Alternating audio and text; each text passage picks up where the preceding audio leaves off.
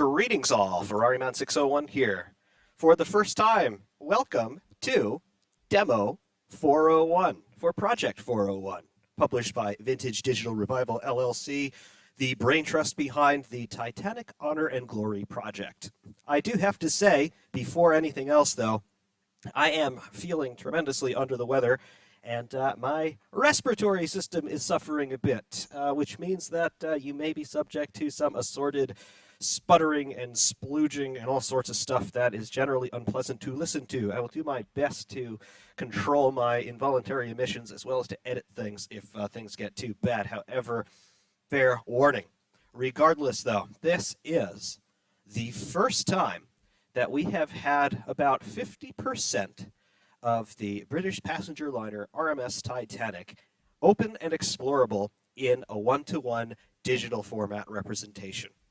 Basically what this means is, for the first time since 1912, people have the opportunity to explore, which was, at the time, the largest vessel afloat on the seas. Of course, Titanic requires basically no introduction to anybody who is even slightly aware of the history of the industrialized West. RMS Titanic was the second of three Olympic-class ocean liners, Olympic being effectively an identical ship that was finished and launched roughly 6 months before Titanic. They were built by Harland and Wolff in Belfast, Ireland for the White Star Line. They were passenger vessels that were intended to do the transatlantic crossing between America and Europe, predominantly between Southampton, England, and New York City in the United States of America. The transatlantic trade was extremely lucrative at this time. Powered flight had only been invented barely 10 years prior to this date in 1912, actually 9 years prior, because the Wright brothers flew in 1903, if I do recall. So which means that if you needed to get people and material across the seas, you needed to do it on a ship, which meant that you effectively had an arms race between the European powers and America and Canada as well, though Canada being a British territory improper at that time, to try and see who could build the fastest, the largest, or the most opulent ships to service that transatlantic passenger run. You had two competing entities in the United Kingdom. They were the Cunard Line and the White Star Line. Nowadays, they are one in the same, and they're both owned by the Carnival Corporation, the cruise line company. However, in these days, Cunard and White Star, of which the Olympic class were of the White Star Line, they were the two biggest shipping companies in the passenger trade out of the United Kingdom. Olympic was the largest ship afloat at the time, grossing out at about 45,000 tons as built. Titanic was identical, the identical sister to Olympic, launched on May 31st, 1911, and Titanic set out on her first and unfortunately only revenue service Atlantic crossing on April 10th, 1912. Owing to a slightly larger gross tonnage, Titanic took the crown of the world's largest liner from her sister Olympic, although both built to 45,000 tons.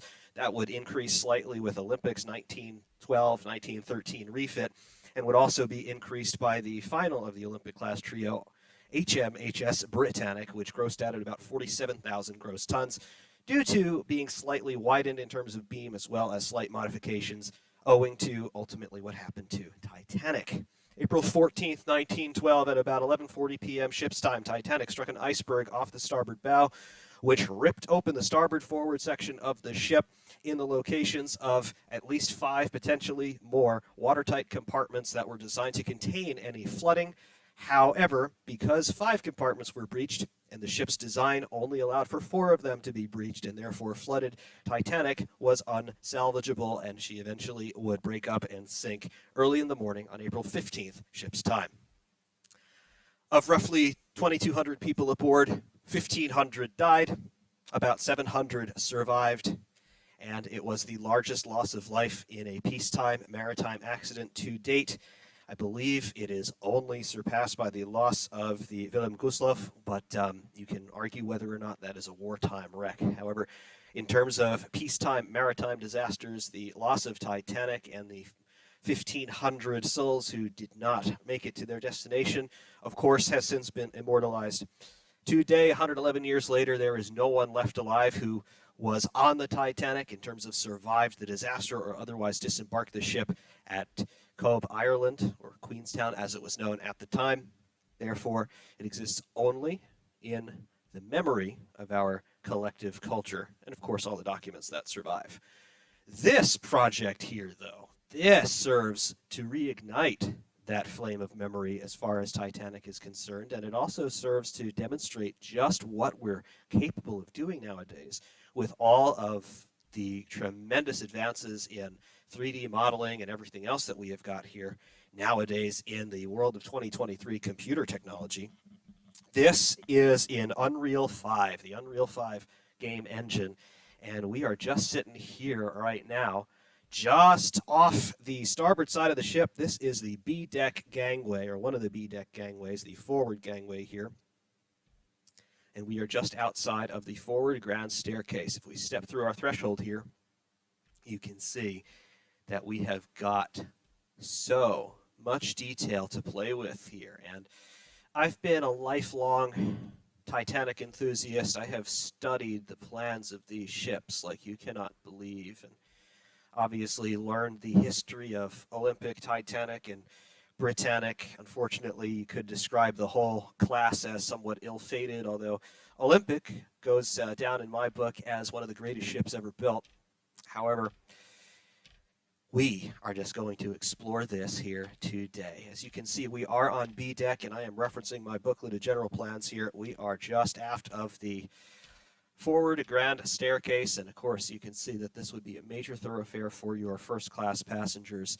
Obviously you had a segregation aboard ships like these at the time. On Titanic there were 3 classes of passengers, first, second, and third class, very creatively named, of course, as we're in the complimentary gangway space here on now the port side. However, you can definitely get a sense of the stratifications of society in the Edwardian age by touring a ship like this and just taking a look at what is available to respective classes of passenger. Obviously, your first class passengers were your highest paying customers, and they had access to most of the ship as well as access to the most luxurious and opulent features on the ship.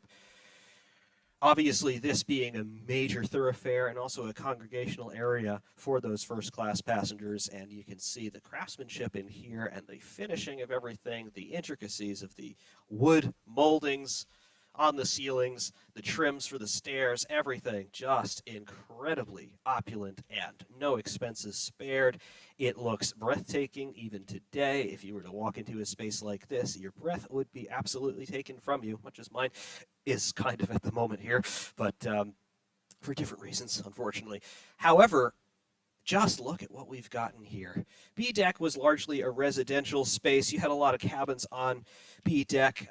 As we head here, though, toward this is the starboard side where we came on. If we come into the port side gangway area, you can see that we have got a private promenade deck here. This would be adjoining rooms, let's see, cabins B56 and B54, if my general plans don't deceive me. So this was a private deck that the residents of cabins B54 and B56 could rent out for the crossing, and it is just, you can see what we've got here. We've got the deck furniture, of course the teak deck, I believe that would have been, and these great windows looking out over the ocean over on the port side of the ship.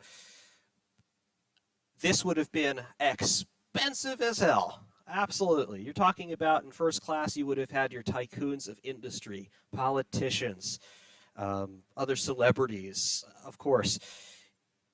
A crossing in first class aboard a ship like this would have been equivalent to, in today's dollars, over $100,000 per person, I'm sure. This is one of the staterooms here. Which one is it? I believe we can find out if we look. There we go. This is B58, so this is not one of the rooms that would have that private promenade, but you can see that we do have very nice accommodations here.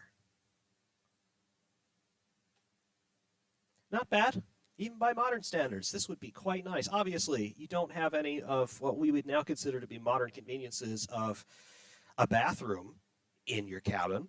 But that was not at all uncommon for ships of this era. You do have a sink, So for generalized washing up, but you do not have any toilets or anything directly accessible from your room. All of those are communal in most spaces on the ship, believe it or not, as would be showers and the very rare bathtub on board. But otherwise, very nice accommodations, a little bit of a writing desk here with some drawers for some small items, and then you have got 2 beds and a lounge chair, which I suppose could also be used as a 3rd bed if you really needed, and windows, which of course would have been openable, an electric heater. These ships did not have as much as you would think in the ways of central heating. Air conditioning, of course, hadn't even been invented yet. So if it was a little bit too cold in your cabin, you had access to these electric heaters, which I'm sure were absolutely phenomenal in this era because DC power running this whole ship, yeah, I'm going to bet that got mighty hot, mighty fast. Very cool. So that's cabin B58 here.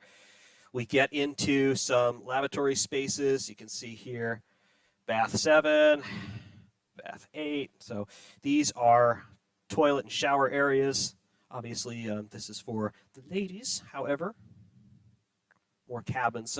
So you can see how this would work out. You'd come out of your room at night, and then you'd have access to toilets over here. And there, of course, would be a complimentary gentleman's area on the other side of the ship.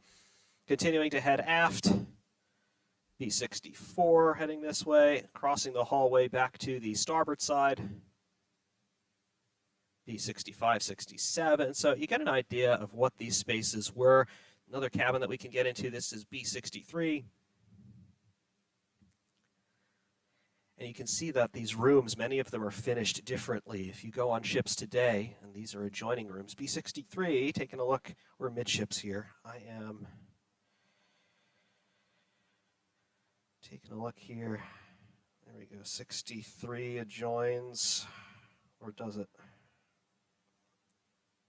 Yeah, I don't quite have high enough resolution on my booklet of general plans, but you can definitely see that we have got adjoining rooms in here, and it is very nice. But getting back to the point of how these rooms are finished, you can see that many of these rooms are finished differently from their surrounding rooms, and the reason for that is just a bit of variety. Again, the people who would be occupying these spaces were incredibly wealthy, so they could have a little bit of an individualized experience in terms of picking the room that they wanted to live in during the crossing.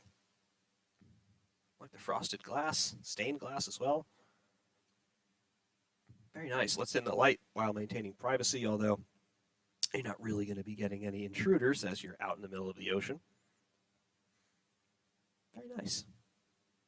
And of course, this is one of the rooms that was photographed aboard Titanic, so the reason why the developers here are able to recreate things to a little bit more fidelity is because we have photographs of what this space actually was.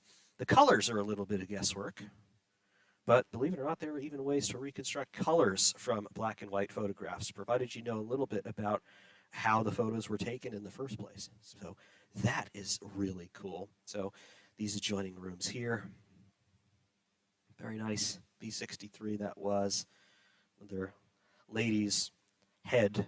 I want to call it a head because on Navy ships you'd be talking about bathrooms in terms of the head, but you could call them bathrooms here. B57, this is the same room we were just in, just to see that it does adjoin.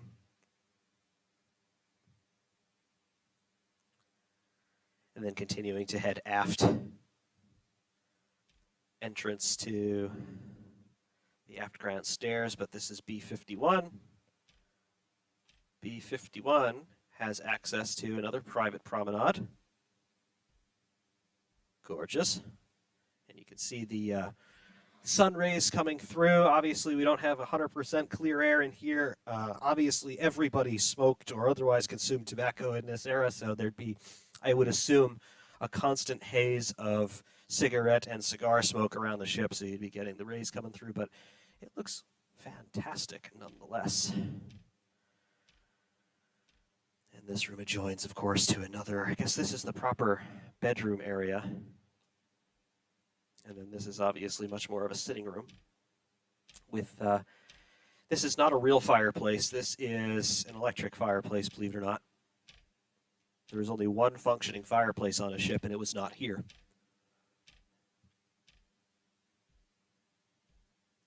And then we are aft here in the aft ground staircase.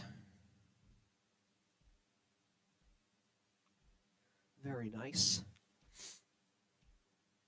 And this is aft port gangway, so similar to the area that we started this in. And again, this is just B deck. If we head back forward and go up the grand stairs, the forward grand stairs, I want to start taking a look higher up on the ship through the A-deck promenade. And then we will, of course, head up to the exterior decks. But if we go up the grand stairs, there is one of the clocks, but not the clock. We are in the aft grand stairs right now. This is the first class smoking room. As you can see here, ashtrays galore, spittoons galore. Slightly disgusting, but we do have boxes of matches with match heads that are modeled as well. All the furniture and all of the windows, the lighting, and of course the woodwork, chandeliers. There's so much to see. The mirrors that accurately reflect what is in front of them. It's just incredible. This is the fireplace, the only functional fireplace on the ship. In the 1997 film by James Cameron, this is where Thomas Andrews, the chief designer for the White Star Line, was last seen setting the clock.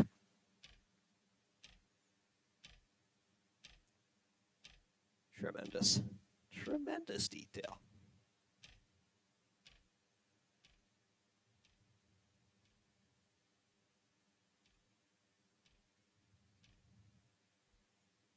Heading through the revolving door, which actually works, as you just saw. This is the reading and writing room. This was, generally speaking, designed to be a female space, as the smoking lounge was designed to be a predominantly male space. So segregations by economic status as well as by sex here on Titanic to a large extent. However, it was not a strictly enforced thing, at least not in spaces like these. If you were rich enough, you were rich enough regardless. Through here, you can see that we have got a little bit of a bar service. If we head back through these revolving doors, you can see the other side of that bar service. And I believe, if we are correct, is there a way in? Yes, there is. There we go. In these crew spaces, this is the service area for that bar. And you can see one side to serve the smoking lounge, one side to serve the reading and writing room. Very cool.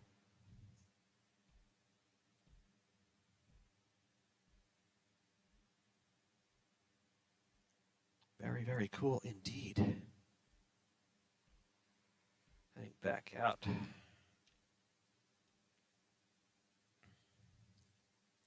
Back here on the boat deck, the highest external deck on the ship. Heading forward on the port side. Another revolving door, which works, obviously. First class lounge. Talk about opulence.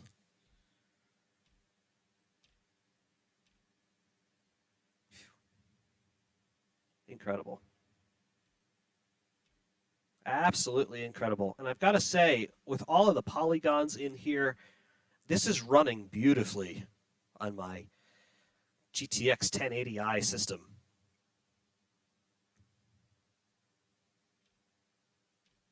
Another lounge area. Incredible. And there are just so many places that you can be on this ship. It's and we only have 50% of it available to us right now. So that's the level of fastidiousness that these guys so far have exercised and will continue to exercise. It's insane right now. Really, really, it is. Beyond this,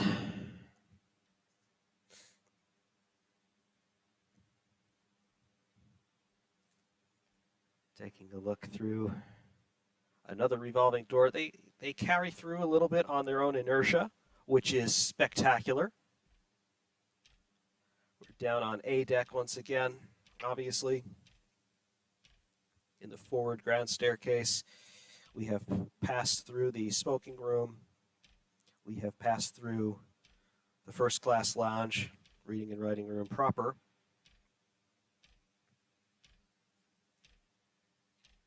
And the forward grand staircase, where we can head outside. One of these doors. Not all of the doors are functional, quite obviously.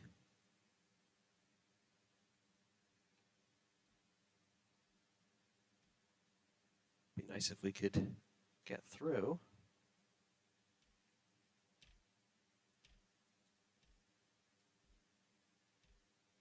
Yeah, there we go. First class promenade, the A deck promenade, the enclosed promenade deck, at least forward, almost completely enclosed. One of the distinguishing features between Titanic and Olympic. You can't fluidly walk between spaces all the time. There is a small loading period that you will get from time to time just to save memory, but loading times are pretty short. But here we are roughly amidships here, and you can tell that you're amidships here on the starboard side and on the port side as well, because the window has changed from these square ones to these open ones right about here. And the reason why they did this was on Olympic, these smaller square windows in the forward section of the promenade was they were not here, and people complained about the wind and the sea spray, so they enclosed that for Titanic, and they did that on Britannic as well. Olympic never had this modification, though. So that's one way that you can tell Olympic and Titanic apart in the very few photographs where both ships were together. Heading forward on the A-deck promenade. Placard on the wall, which reads, "Notice, to secure the comfort of the passengers while they are asleep, the company respectfully urges that early morning strollers will not pass forward of this sign." Obviously, you have got some of those cabins inside these walls, so sounds would carry on a ship that is mostly steel and wood. So be mindful of the people who are sleeping. This stairwell, this is inaccessible for the moment, but inside this casing is a stairwell that was predominantly for the use of the crew for passing between the boat deck, A deck, B deck, and the C deck, well deck here. This area is not directly accessible at this time, which is a little bit of a bummer, but it will be accessible in later builds because obviously it's a very important area of the ship because obviously this is where the iceberg collision happened, but in terms of all the money shots, in terms of wanting to take a look and see the overall size and presence of the ship, you want to be on the forecastle up here.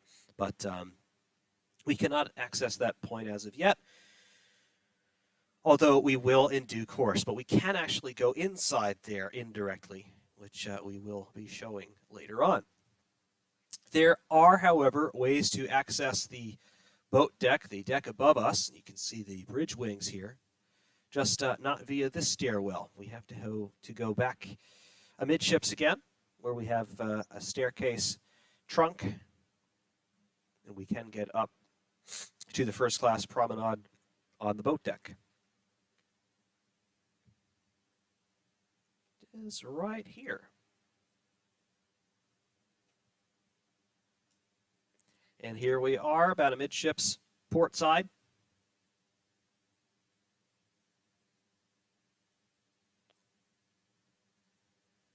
And that is just tremendous. Smoke and steam pouring out of the funnels. The ship is alive. Up on this raised platform here, these big vents here with the electric motors. Fan number 7P. Dining saloon port. Yeah, first class dining saloon port. BHP is brake horsepower, 2.5 horsepower electric motor, generating draft for these vents. These are just sucking air out of the ship here. Obviously, no air conditioning, but you did have considerable efforts made toward ventilating a huge ship like this. Remember, 45,000 gross registered tons, which is it is a measure of habitable volume inside the ship. So that's a lot of air to exchange, and they did a fair job of it. Looking up on the Compass platform. Passengers not allowed on the Compass platform. Well, we're not a passenger. This is an isolated compass. It's not quite a stable vertical. It's not gyroscopic or anything like that, but it is a compass, magnetic compass, isolated here via the two big ball magnets on either side. And this is one of the areas where the ship's navigating officers could take a look at the compass reading and correlate that with sextant measurements that they would be taking of the sun or moon or the stars.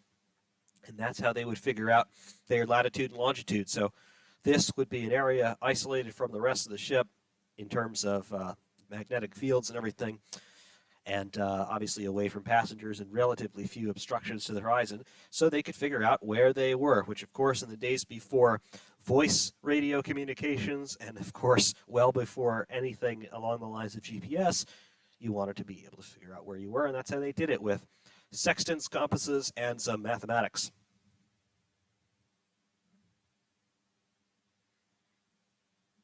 Heading forward here on the starboard side. Oh, these lifeboats, secured in their cradles and held on the davits here with the ropes. There were handles that would obviously spline onto the shafts here, these geared shafts, which would then raise or lower the boats. Obviously, on the night of April 14th, these boats would come into use.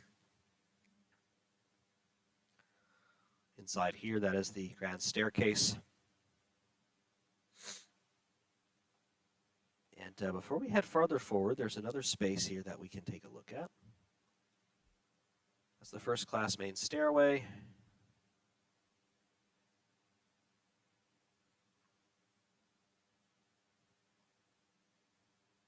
And inside here is the gymnasium.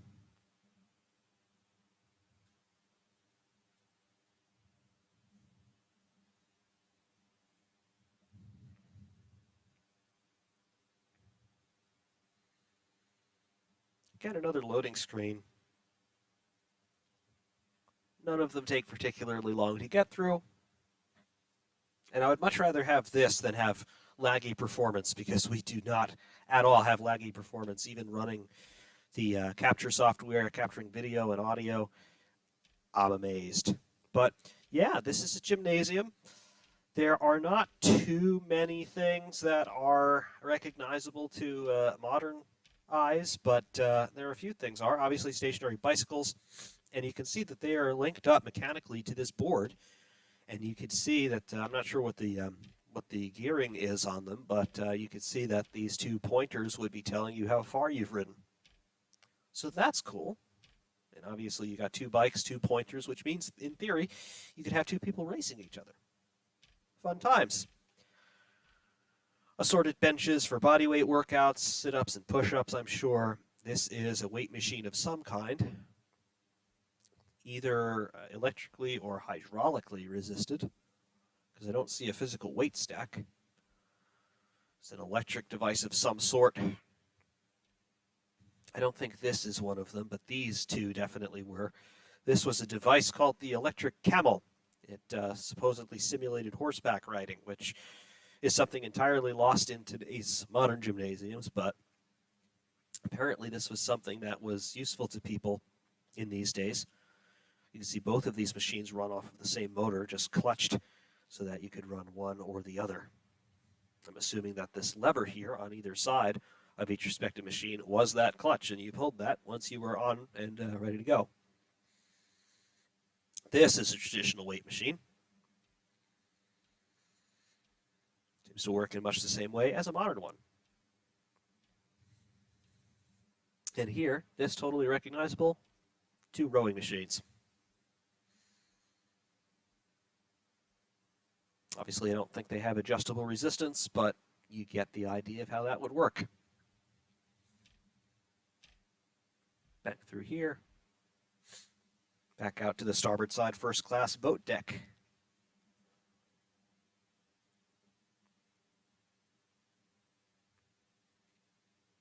Again, just another reasonably short loading screen, and it's already over. Cool. So we'll head forward here, past the gymnasium, past the forward grand staircase, and here, passengers not allowed forward of this. Well, again, we are not a passenger. The officers' promenade right here. And that little loading screen that you saw is a space that we're about to see right now. This door strictly off limits to passengers. However, we can go inside and we will head aft first of all. Head aft toward amidships. What do we have here? This is the wireless room. The radio operators would live and work in this space, and it was from here, from this very console, that Titanic's distress messages were transmitted on the early morning of April 15th. MGY, Mike Golf Yankee, or whatever the equivalent of NATO alphanumerics were at the time, that was Titanic's radio call sign.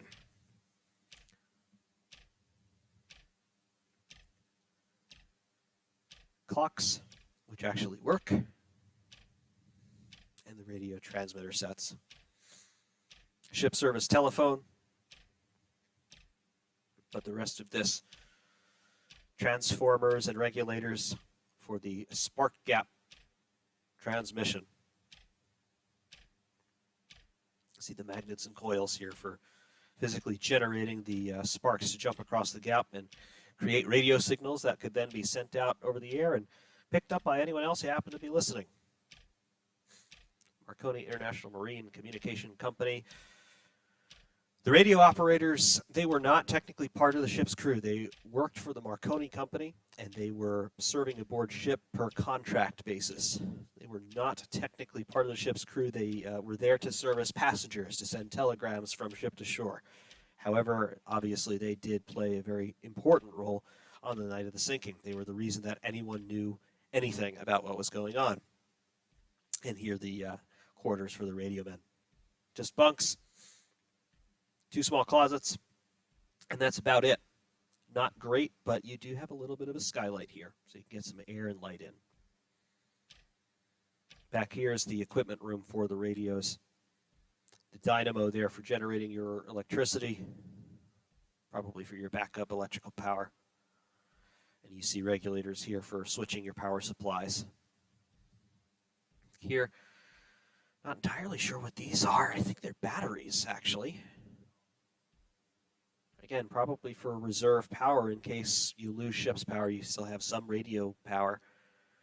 So all the switching equipment involved for all this stuff, and these quite clearly are batteries.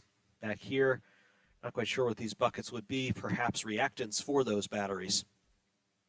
Again, we're talking 1912 technology. Station diagram, 5 kilowatt set. Yeah. These are obviously period drawings that have been reproduced.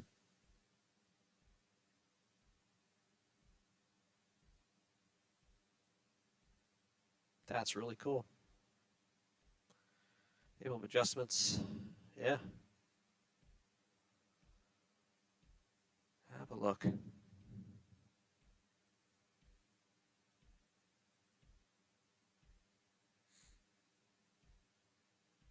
Station directing engineer signed off on this on March 30th of 1912, so just about 2 weeks before Titanic set sail.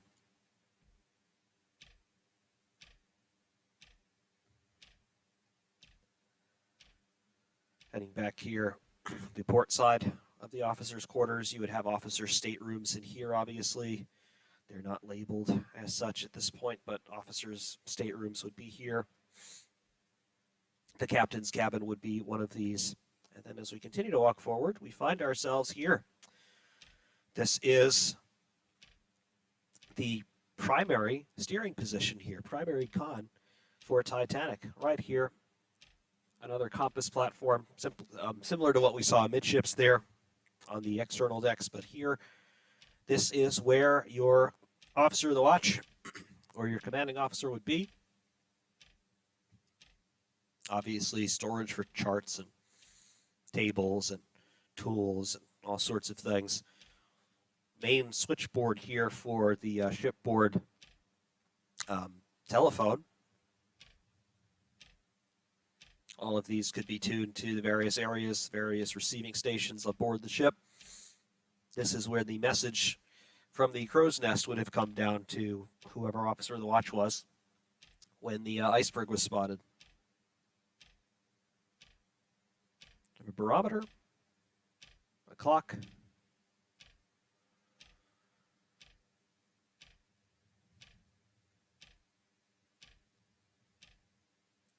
here, attached to the main helm, is the telemotor. This was the device that transmitted the motion of the wheel via hydraulic pressure to the steering engine all the way aft, and that actuated the rudder.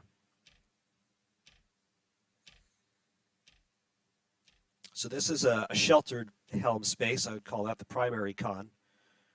And here we have the open bridge, which is the area that we more readily associate with steering the ship. As you can see, it is a duplicated space in primary con, but again, slightly better view ahead here. So for daylight and fair weather operations, you could expect the helmsman here to be actually controlling the ship. And here we also have our engine commands. So for any sort of maneuvering operations, you're going to have a helmsman and probably at least two other guys here, in addition to an officer of the watch supervising things. These are effectively telegraphs as well. These do not directly control anything. What they are devices that will send signals down to the engine rooms and the boiler rooms so that the guys in those respective spaces can make adjustments to give the engines the proper speed and direction according to what the crew are ordering. You can see here we have the port and starboard engines that are both ordered full ahead. The order is the outer triangular binnacle here, and the acknowledged order is the arrow. So we can see that we have ordered full ahead, and we have received acknowledgement of that full ahead order from the engine rooms on the port and starboard engines. This here was a signaling device for tugs, obviously.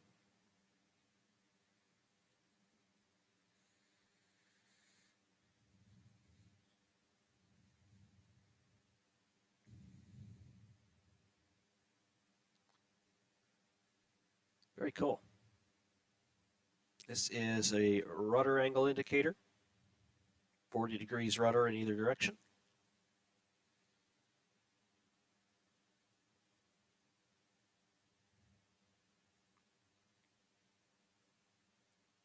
Assorted switches here.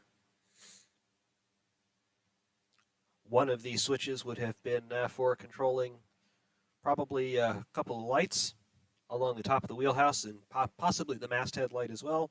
And another one would have been for the ship's whistles. There are a number of locations where you could sound the whistles from. Heading out to the port bridge wing. There we go. That's the view.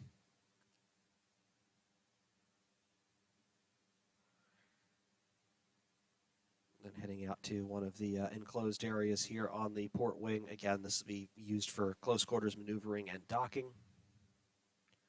A couple of repeated whistle locations here.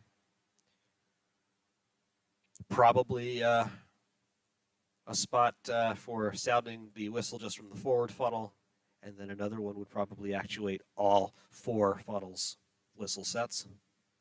Smith and Hyson super whistles, I believe they were called, 3 chimes. Very distinctive sound from these. There are recordings of the whistles on Olympic, as well as the preserved whistles from SS Normandy, which were the same type as those installed on Titanic, and it's a very unique sound, not something you'd think of in terms of what you think of a ship horn sounding like today. Very different.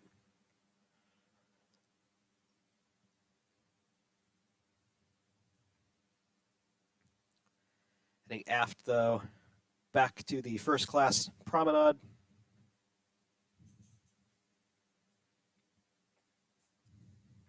And another little loading screen.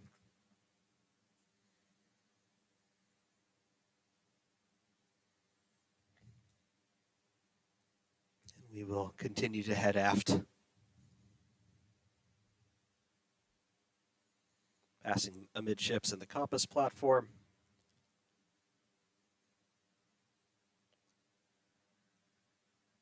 And here you can see that we have got another subdivision in our boat deck. You did not necessarily just have free rein to pass around the whole perimeter of the ship. Nowadays, of course, if you've been on a cruise ship, you know that you can effectively go anywhere you want. Not necessarily the case in these days. First class had from about this point all the way forward to where the officers' promenade was. And this central section is called the engineers' promenade. Why would you necessarily want the engineers to have their own space? Well, these two deck houses are really engineering spaces. Inside here we can't see, nor can we access, but inside here we are just talking about engine casings. And we can demonstrate that by this being a door, which on this particular version of the model brings us to a place called Scotland Road, which was a major crew thoroughfare, crew only for the most part, thoroughfare, which ran the length of the ship, bow to stern on E-deck. And it's from there that you access the majority of your engineering spaces.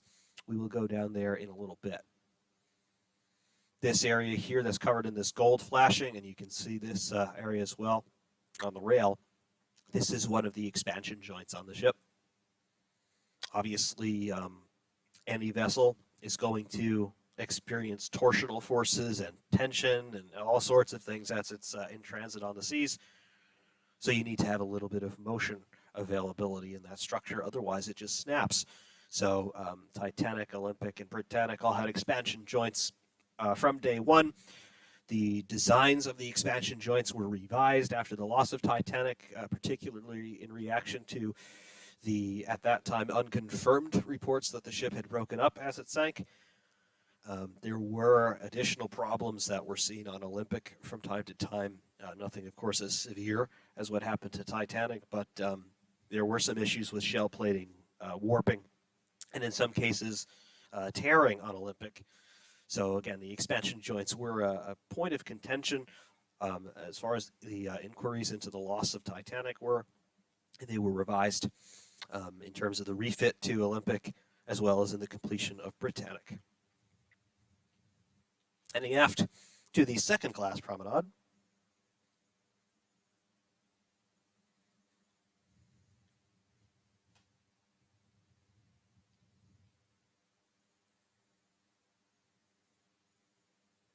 This area here, a lot of people conflate this space with the aft grand staircase. However, that is not necessarily the case. This space here, believe it or not, is a ventilation and lighting area for the reciprocating engine room, which we will see in due course. But that area there, right basically underneath funnel number 3, and back to here is where the reciprocating engines are. So you have got this space and this space partially to the aft ground staircase and partially to the reciprocating engine room, particularly this section here where we're standing right next to. This is an area that just goes all the way down to the bottom of the ship. And we'll take a look down there in due course as well.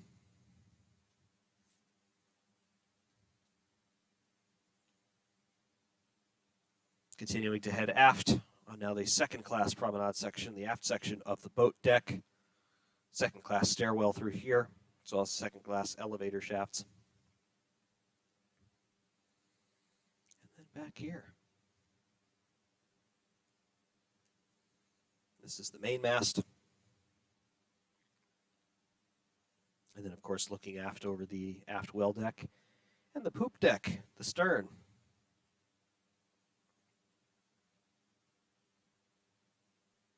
We enter the second class vestibule here. We have an elevator for the second class passengers. However, we're taking the stairs today. Down to A deck. We have no way out from here. But down to B deck, we have the second class lounge and smoking room. which is very, very nice.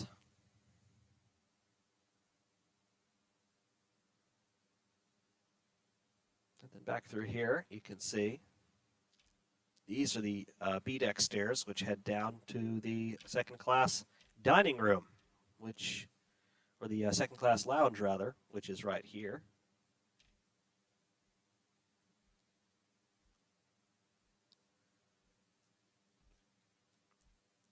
And then this area on C-deck here, where we have a little bit of enclosed promenade space as well. Passengers are not allowed beyond this point because first class is up here. And of course, more ventilation machinery. Always so many of those Scirocco type fan vents here. But that is the lounge, not the dining room. Down here on D deck, this is your second class dining room. Absolutely gorgeous space once again. And of course, we saw what first class is like. Second class doesn't look too shabby either. We have got apples and grapes here. Every place setting is there with way too many forks, knives, and spoons that I know what to do with. We have a piano, so you'd have some dinner entertainment. Gorgeous space. Absolutely gorgeous space.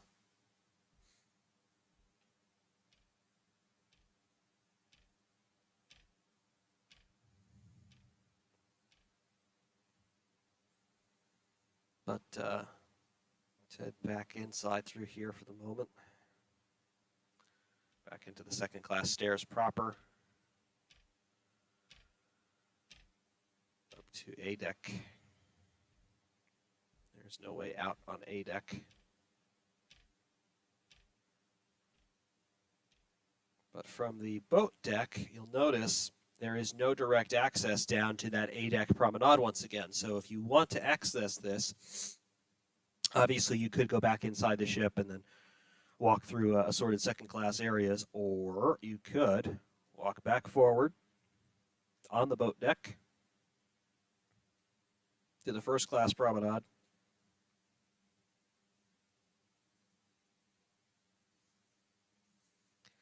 And once we load up,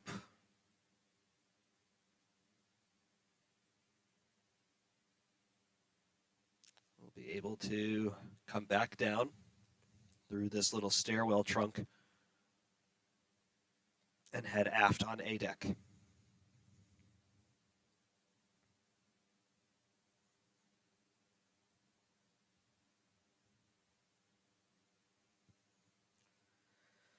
And then here we are on A deck. This is the main mast. Below us is the stairwell that leads you to the dining room for the second class passengers, and closer now to the well deck back here. There's no stairwell that directly connects A deck to B deck from this direction, but there is a stairwell from B deck to C deck. So what we need to do once again is head back inside the ship, but I also want to show you this other machinery space. Again, more ventilation. There's just ventilation everywhere aboard this ship.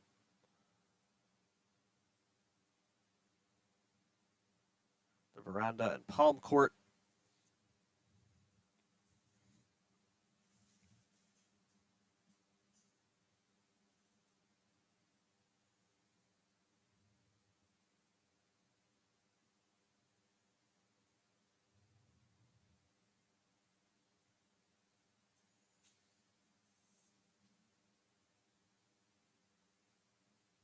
There we are. Once again, gorgeous space. We were in here before. It's the veranda and palm court. This is not the reading and writing room, as we had erroneously said before. The reading and writing room is forward of the space.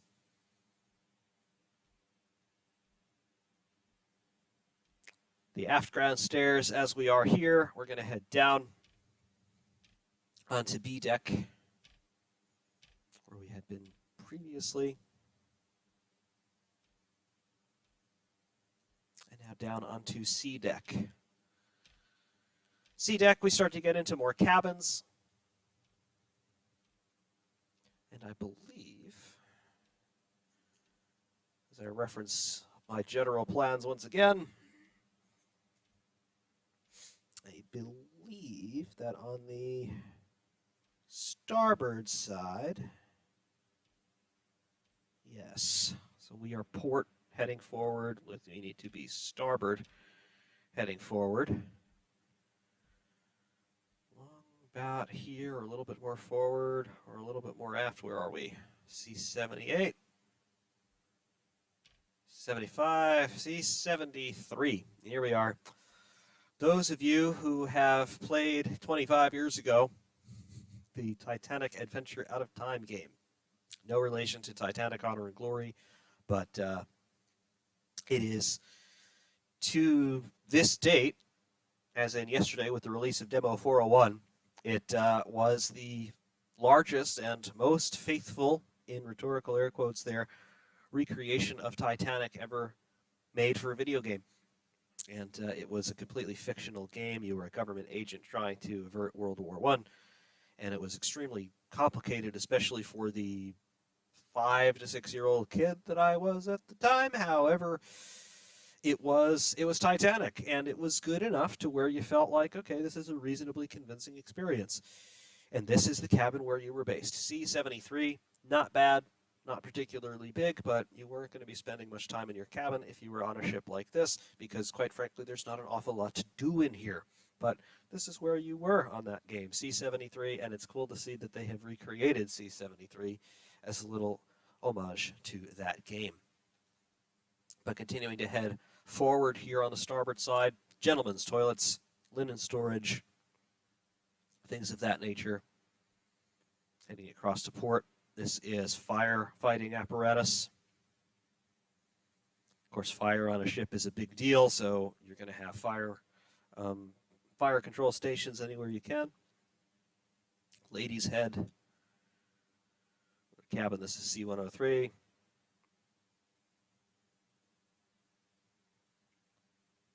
Notices.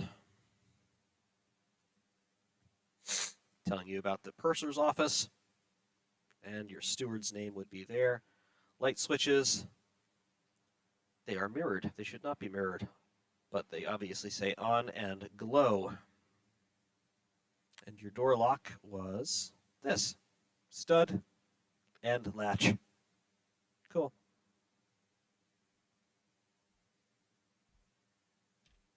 This is C55. That's where the Strausses were, might be. This is an extremely rare space, though. This is one of the rooms that did have its own adjoining bathroom. And here we can't quite get in. It's just a closet. But here, look at this. This was a private bath with a toilet and a tub and shower. And look at those water controls. That's something. So this would have been extremely rare. This is a private bathroom with its own heater, its own sink, its own standalone toilet, and a tub and shower. This would have been one of the more expensive rooms on the ship, believe it or not. Doesn't have a private promenade, but it does have a proper bathroom. This would be where I'd want to be. If I had to be aboard Titanic, it's going to be this room, C55. Cool. And here we are. Forward grand staircase. This is the purser's office. The purser was basically the postmaster general of the ship, as well as the banker, and in some cases the master-at-arms, although Titanic had a separate master-at-arms who had this space, I believe, and this is where the ship's, or at least a large contingent of the ship's arsenal was. We'd have pistols for the navigational officers and the captain, a couple of long guns, a couple of flare guns, things like that, all in this safe, or at least mostly in this safe. So, very cool. Otherwise, you can see that we have got mail that is awaiting sorting. And, of course, mail that was to be sent just on the ship would be sorted and sent from here as well.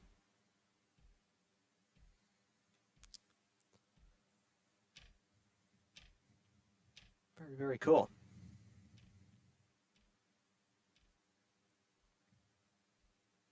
Back here, another space.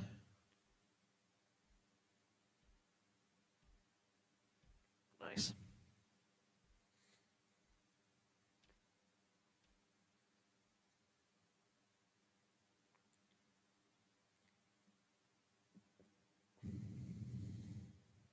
So continuing to head forward here on C deck. Not really too many other places you can go on C deck in terms of heading forward. You can see that we run out of space as we start to run into the bulkhead that butts into the navigational areas on the ship. But this is yet another cabin. Not bad.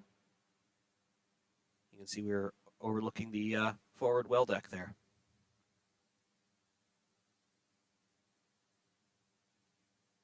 Very, very nice.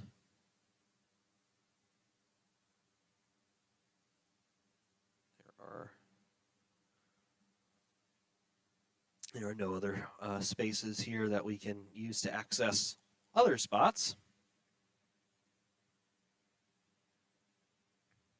These are the elevators, or lifts, as they were called by most people who would have been aboard this ship.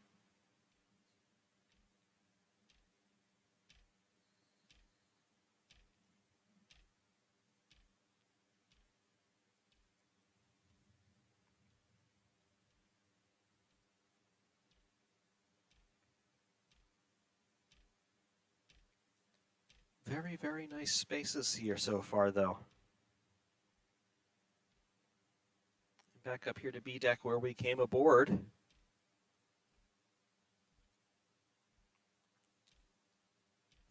A deck and the boat deck. Again, back up to the top of the ship. There's the gymnasium where we were earlier. And then out to the first class promenade once again.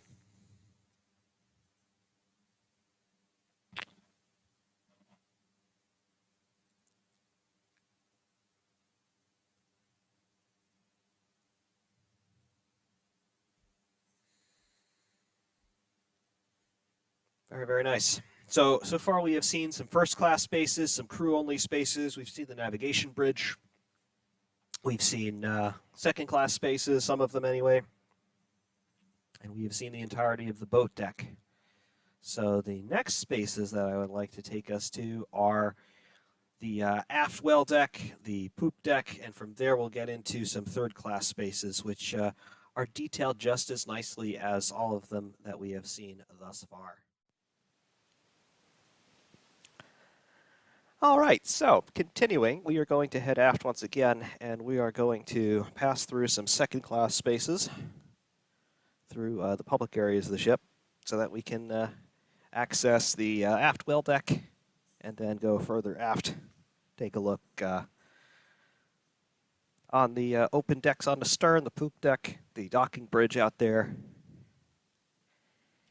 And then perhaps we should head down below into some of the engineering spaces because, of course, we've got some great details down there as well. So the second class stairs, they go all the way down here. This is C deck. This is the second class lounge where we were earlier. Down to D deck with the second class dining room. Again, not too shabby. I'll point out a couple of details here. We have got these posters scattered throughout the ship. They are modeled after promotional materials that were published by White Star around the time of the launch of Olympic. But you can see that they have sort of repurposed the general design, and they have used it to advertise the upcoming features of Project 401, for which this is the largest and last demo. 50% of Titanic, 150 unique spaces, new gameplay features, on-arrival detail. Will be available on Steam. Date to be announced. Cool. Project 401, it is more of a historical bend to the Titanic Honor and Glory project. They are now considering these two separate projects, two independent veins of development. But of course, there is a lot of carryover between them because they're both going to feature a historically accurate, to as much a degree as is possible, model of Titanic, interiorly, exteriorly. And of course, Project 401 is going to be enhanced with some more historic features that they're talking about, White Star testimony, photographs, all kinds of stuff. Obviously, the paper trail surrounding Titanic is far greater than any of the physical artifacts that remain from Titanic. And that's not to say that we don't have a whole lot of physical material from the ship, because we do, but in addition to having the ship itself at the bottom of the ocean. But there is so much in terms of what's available for researchers, and most of this stuff is in the public domain too, which is very interesting. And of course, it's a big deal as to why they're able to be so faithful with their recreations of what they have given us so far. And here on E deck, so I pull up my booklet of general plans here. This space, obviously, it's an office space. There is there's a quarters in here as well, but what is it? Second class stairs back here. This is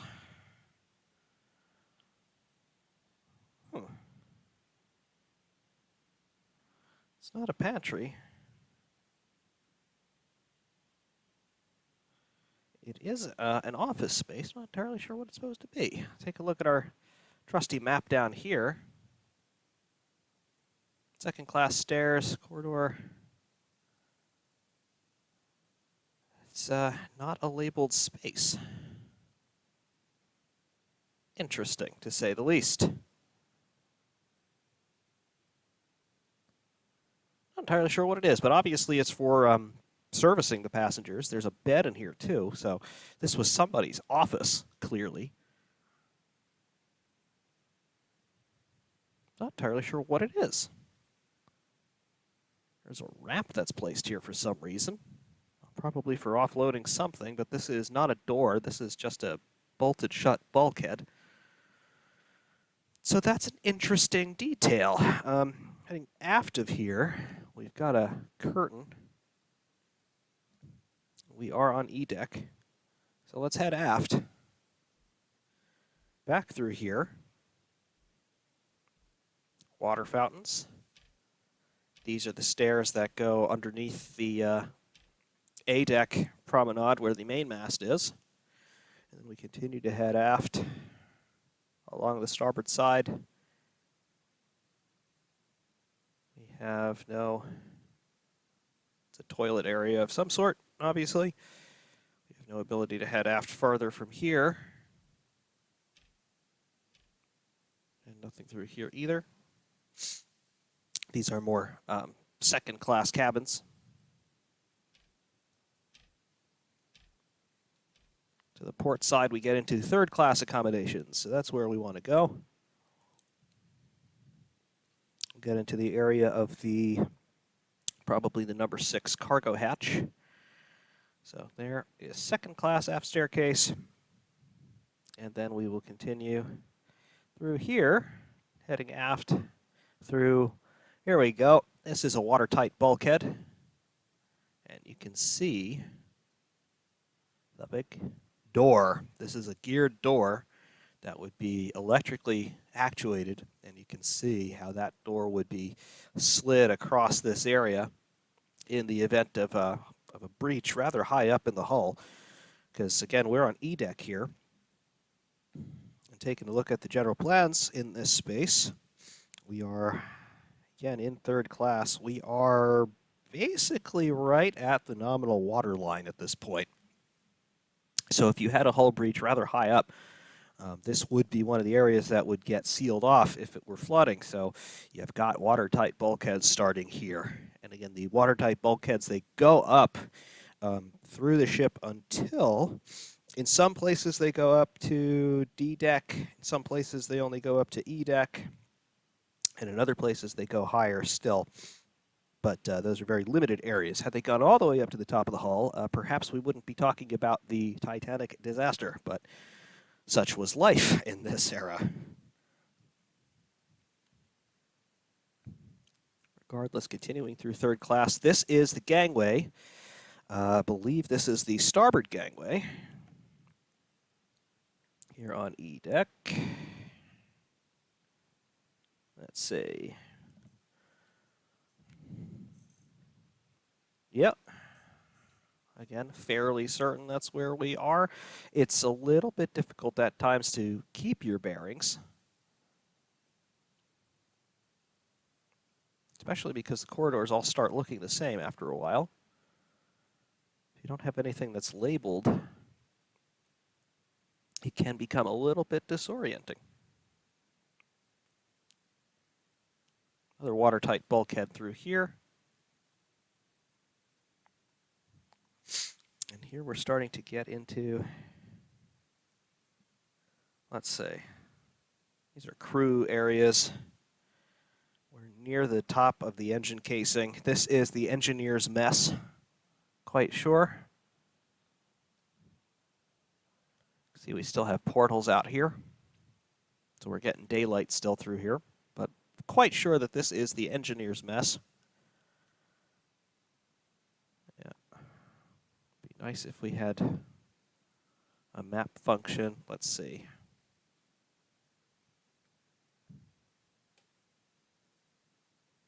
Resolution on this is not quite enough.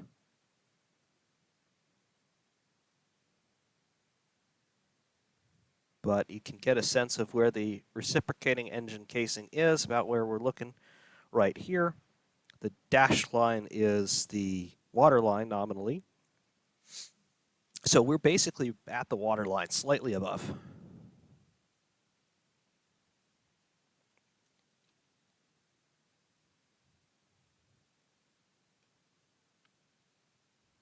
continuing to head forward, I think.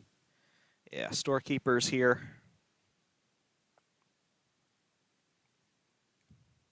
Stairs to F deck, which are inaccessible. Emergency door up to the engineer's promenade. Remember where we were on the boat deck and we had that trunked stairwell through that door? That is where this leads eventually. I'm not sure if there were other stops along the way. I would assume that there would be. But the fiddly grates that run basically the length of the ship vertically from the boat deck down to the tank top, they would have ladderways. Obviously, this would be a standalone ladderway. And the engineer's stairwell, which is not labeled on my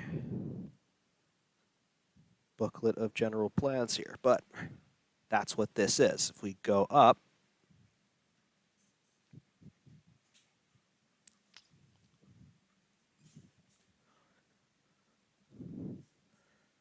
once we load into it, you see we're back topside. This is the third funnel with the trunking for the fireplace exhaust from the smoking room. And there we go. The expansion joint that we talked about earlier with your Scirocco fans. This is one of the grates that vents the engineering spaces. And below us, basically, is the reciprocating engine room.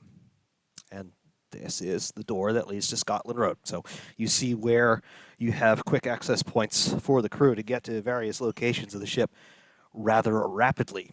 So we are in the vicinity of the third funnel. The engine casing is all around us here. And you can see why this would be a watertight bulkhead. This is a better view of one of those geared doors.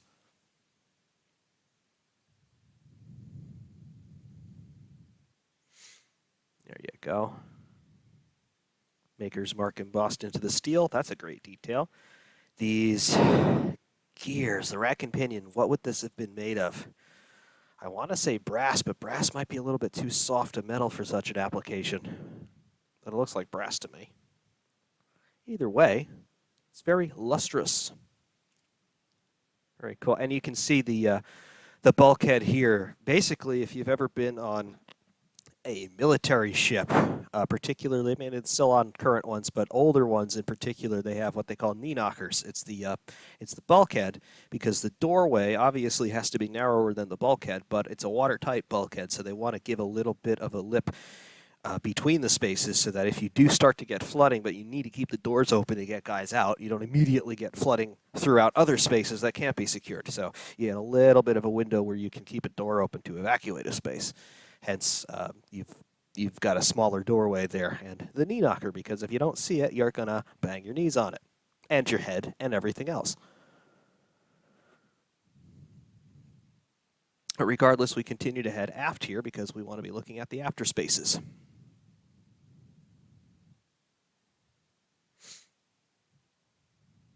Through these watertight bulkheads. This is a stairwell that would take us down to aft deck or third-class accommodations.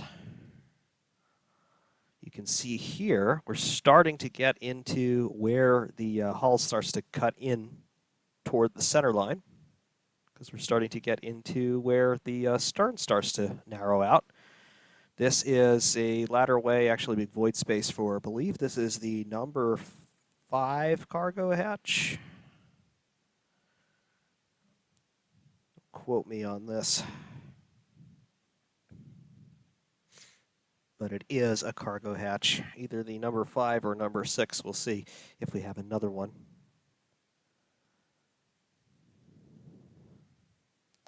Probably, yeah, that had to be the number 6 cargo hatch, because you can see here we are now inside the what was called the counter stern. So there are a number of different geometries that you can have in a hull form.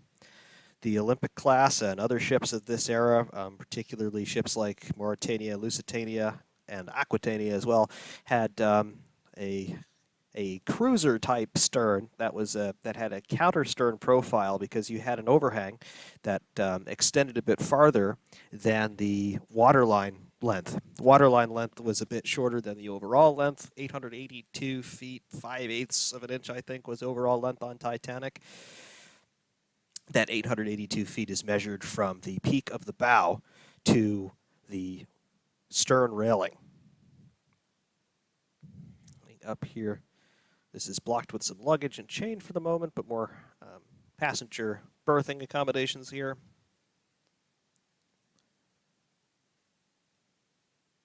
That's to second-class accommodations. We want to continue to head up topside. And this is, I believe, C deck into the well deck. And indeed it is. So we have emerged, heading forward, and now looking aft. There we go. So this is your aft well deck. These panels here, you can see that they are on hinged braces. These can fold down, and they can fold down and move out of the way usually for the purposes of loading cargo via ramps from pier side. And of course, we've got complementary hatches on the other side. They were not used so much in active service. On Titanic, they were not used at all. On Olympic, I don't think that they were used very regularly to any extent. Because normally you would be loading things via crane. You'd have a shoreside crane to drop things onto the deck, and then you would have these cranes here to load things into the holds via these hatches, as you can see here, which are uncovered for the moment. But that's what we've got, and you can see you would not want to be messing around near these hatches, because they are just unencumbered drops down into the holds that go, well, this is the number 6 cargo hatch. This one drops all the way down to, let's see, G deck, just above the tunnel where the shaft alleys are for the props. So yeah, that is about a 6-story drop. You're not going to be happy after that. Heading up to the poop deck, what do we have here? More 2.5-ton cranes in their parked positions, obviously. The lifting shackle. More of these vents. These are passive vents. You can see that these are the ones with the handles on them. They can be angled 360 degrees to catch the wind. You're trying to force air down into the ship with these sorts of vents. They are completely passive. They're not powered in any way. This machinery here is associated with the cranes and I suppose any other portable devices that you would want to be running out here. But clearly you can see that this is a steam engine, and you've got a flywheel here for running all sorts of things. Probably ancillary equipment for the cargo holds. Back here, these are all of those posable vents. And the crew would come up here and swing these around depending on the prevailing winds. Meanwhile, the docking bridge. And this is the third, and I suppose the contingency con position here on the Olympic-class ships as built. Olympic retained all 3 steering positions throughout her career. Britannic had 3 steering positions as well. The docking bridge on Britannic was in a slightly different location because there was a deck house built here on the poop deck on Britannic that Titanic and Olympic did not have, and Olympic was never refitted to feature it. But Britannic's was slightly different, but the functioning was the same. What's different about this con position is you have direct connection between this wheel and the rudder. You do not have the hydraulic system that is running from the 2 steering positions on the navigation bridge. This is direct drive. So if you had a fault where you lost your hydraulic pumps to where you had your navigation bridge steering positions become ineffective, this is where you're conning the ship from. You have this device here, which is telephone connection, I believe would be telephone connection to the navigation bridge, most likely direct connection there. And if all else fails, back at this point, you have a voice tube. This is most likely going down to the guys below here who are running the steering gear. So you have your steering engine, which is a steam engine that is physically running a rack and pinion system so that you can actuate your rudder. That's obviously controlled hydraulically from the navigation bridge under normal conditions. But if for some reason that goes out, this is your last resort conning option apart from manually operating the steering engine without any sort of line of sight whatsoever. You also have doubling of your engine commands here and a doubling of your tug commands here. You also got another compass. So everything you need to do some quick and dirty conning of the ship, you can do it from this spot as well. Wouldn't want to be here in bad weather, but it's here as an option.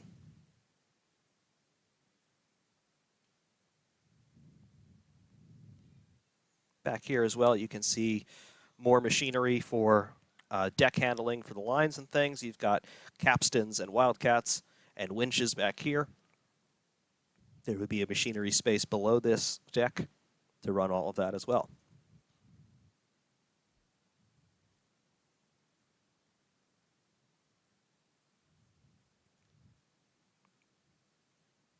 Your cranes that are doubled over here, obviously. And you get into the after superstructure. Very cool.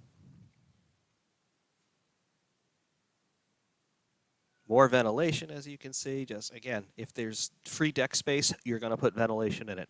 Here, third-class lounge. Very cool. That door is not accessible. And this door is not accessible. You can see this door is actually dogged shut. And this is the other side of the well deck on port, and this is another entrance into the third-class lounge. It's another exit here, not accessible, but this is under the poop deck. Cool. Very cool indeed. You want to head up into the second-class Promenade. Got couple options. This is the second-class Promenade enclosed.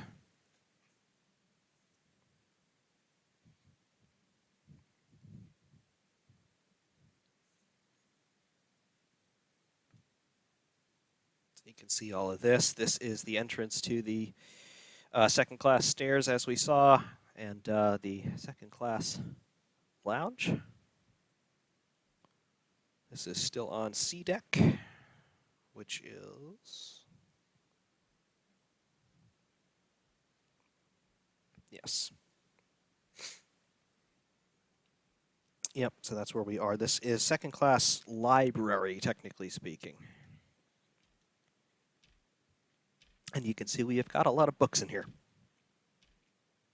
And chessboards and wine glasses and all of this stuff.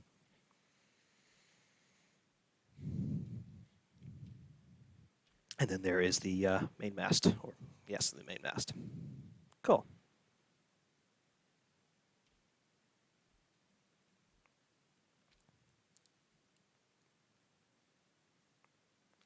More gangway entrances here. They're dogged shut for normal seagoing conditions.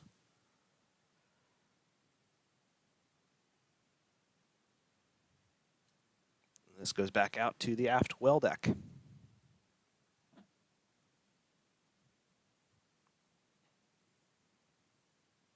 This rigging here going up to the main mast, I would really hope that nobody was ever having to climb that, but if you had to, it was there. And then up toward B deck on the external second class promenade is right there, as we were.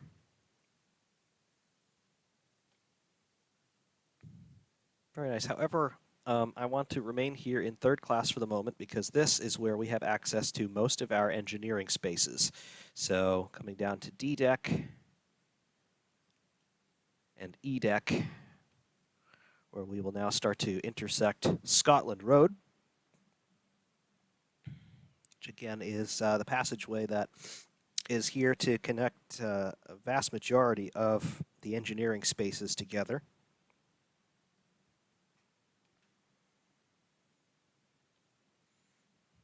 So if we take a look here, we're looking at E deck, third class corridor, Scotland Road, engineer's mess. So I want to take a look at the turbine casing and the reciprocating engine room. And from there we will continue to head forward toward the boiler rooms 5 and 6. And then we'll head forward here, all on this deck. So cargo hatchway that we saw from up top. There's your number 5 cargo hatch.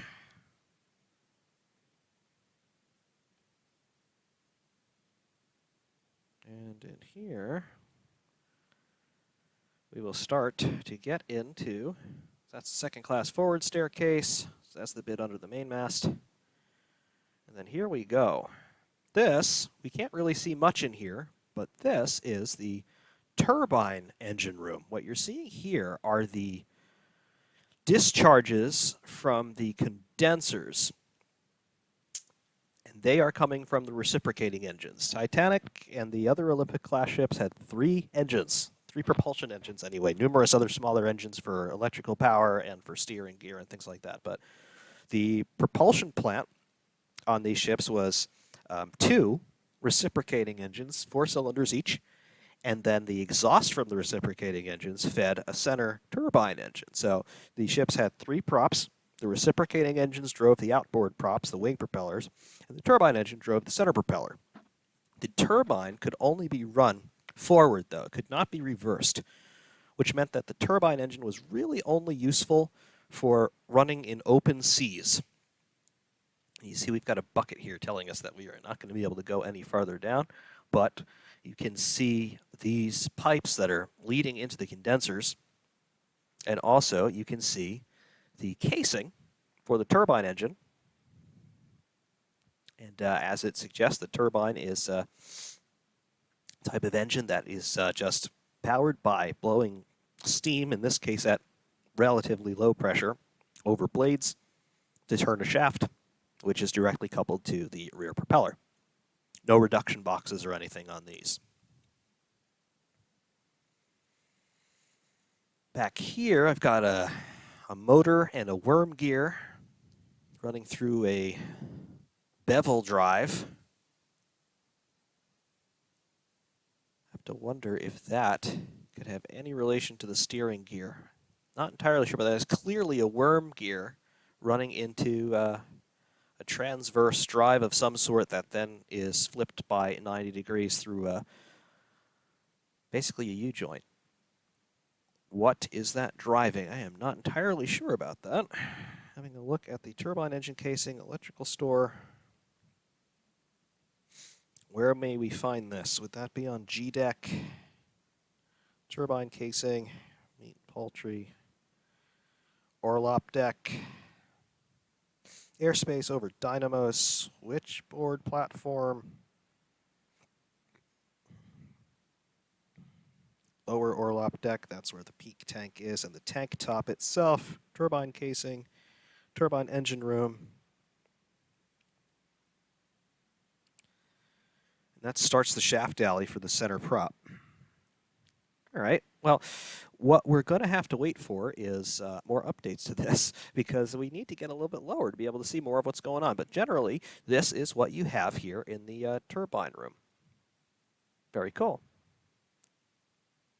And again, this is just one of Titanic's 3 engines. Heading forward. Here we go. This is where the magic is. These are the reciprocating engines. Twin engines, 4 cylinders each. These are the cylinder heads. And you can see that we have got different sizes of cylinders here as well. The smaller cylinder is a high-pressure cylinder. That's taking the steam directly from the boilers and is passing into that cylinder first. We then have 2 intermediate pressure cylinders, and then the largest is the low-pressure cylinder. These are called triple expansion engines, meaning that they are using the same steam 3 times per cycle. So the initial injection of high-pressure steam goes into the high-pressure cylinder, which then exhausts into the intermediate pressure cylinders, which then exhaust into the low-pressure cylinder. So you're raising efficiency every time that you're able to reuse the same inlet charge of steam. And because there's no combustion going on inside these engines, they don't care that they're rebreathing their exhaust gases, because the exhaust is the same as the intake for all intents and purposes. Both of these engines are identical. They operate in the same way. Heading down, get a little bit lower, and you can see that these big pipes here, these are the exhaust pipes that are feeding through the bulkhead into the turbine. So all of your steam, after it's been used here in the reciprocating engines, is funneled out of here and into the low-pressure turbine. So again, you're increasing efficiency. You're able to reuse the same material, in this case, 4 times per engine here, and then you're able to use it a 5th time in the turbine. You can also see that we have got some animation going on here. This is the starboard engine, and you can see that we have got con rods flying around, hitting our head on the exhaust pipe. But there you go. These are the eccentrics. This part of the engine here is analogous to the camshaft on an internal combustion piston engine. Depending on the positions of these 2 connecting rods, you'll see that one is riding a little bit lower than the other because we are in a head position here. But unlike the turbine engine, these were reversible, and they were reversed by means of moving these forks, which are over here, and these forks would have their own reversing engines, because obviously each component here weighs several tons by itself. These forks would move, the positions of these eccentric rods would swap over, and now your inlet side of the engine becomes an exhaust side, driving the pistons in the opposite directions and physically changing the rotation of the engine. Because there's no gearing here, at least there's no reversing gearing that's attached to any of this stuff, the engine physically runs in the opposite direction when you want to go ahead or astern. And again, because it's a steam engine and not a combustion engine, it doesn't really care about that. Most piston combustion engines will only run in one direction. Not the case for a steam engine.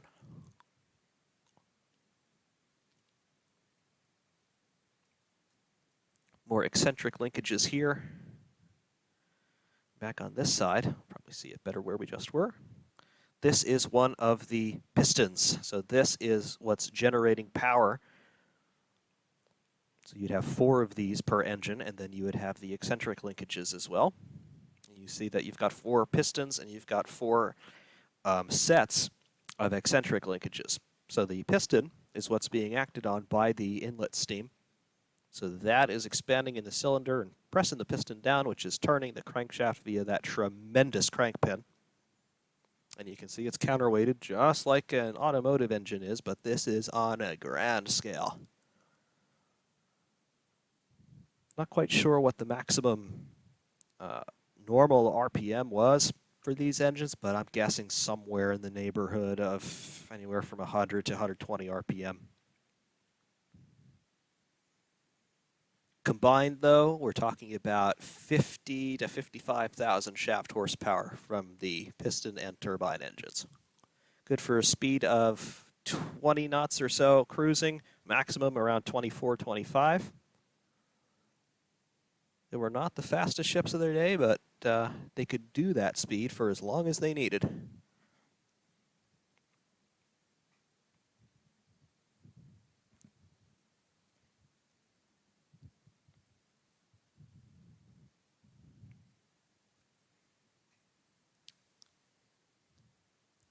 And it's just really cool to watch all this stuff work. Here you can see the eccentric straps there.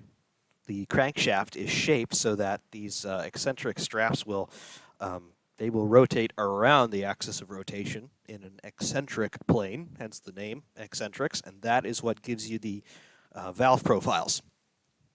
So again, it's very similar to the lobes on a camshaft on a piston combustion engine, where the camshafts are independently rotating and acting on the rocker arms for your valves. Here, the valves are connected to these rods, so it's sort of analogous to a pushrod engine if you're familiar with them, but not quite the same. And it's the crankshaft profile that controls the valve profile. And here you can see one of the crank pins and counterweights for one of our cylinders. Huge bearing surfaces. Of course, they would be packed with probably different types of cloth, if not leather, and they would just constantly be slathering oil on all of this stuff. It would almost never look as clean as this, I'm sure, but wouldn't be horribly dirty in here. You would just have to worry about these many tons of moving parts lopping off body parts if you weren't paying attention. But back here we have got, these are not completed. These would be showing the orders from the bridge, in this case, for the starboard engine.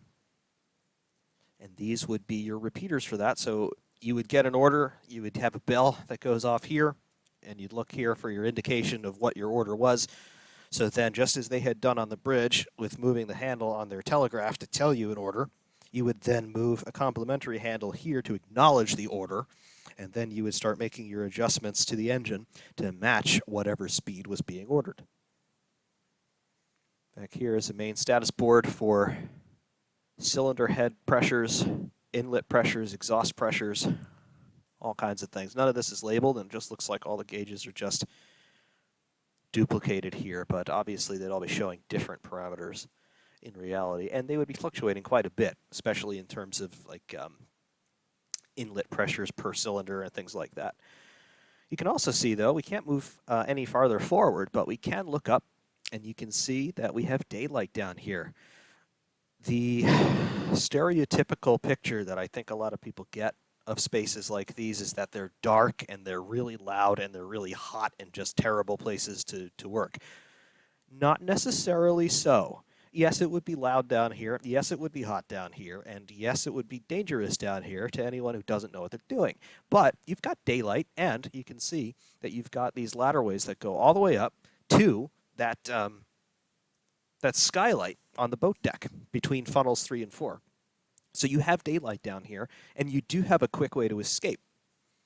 It's also an inherently weak point in the ship because you've got this void space, which, again, you don't have any structural buttressing in here. So does that have something to do with the way that the ship breaks up when it sinks? Maybe, but it's hard to say because on the stern section of the wreck, basically right where we're standing is the forwardmost point on the stern section of Titanic as it exists today. Everything forward of here up until the boiler casings that were serviced by funnel number 2 is gone. So this was clearly an area of the ship that was not very resilient, and it did not survive through to the discovery of the wreck in 1985. And there's a good chance that it didn't survive the sinking at all when the ship broke up. We'll never really know, but this is the epicenter of structural failure of the ship.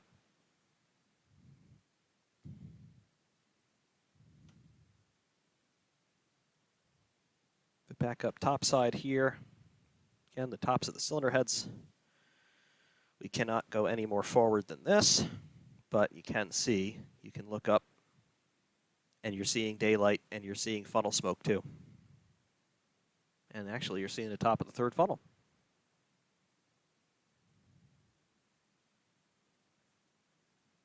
Back here, this is inaccessible.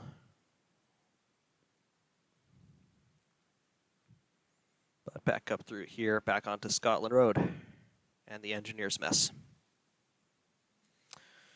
So we will continue to head forward. I want to get to, I know we can access boiler rooms 5 and 6, which are the forwardmost boiler rooms.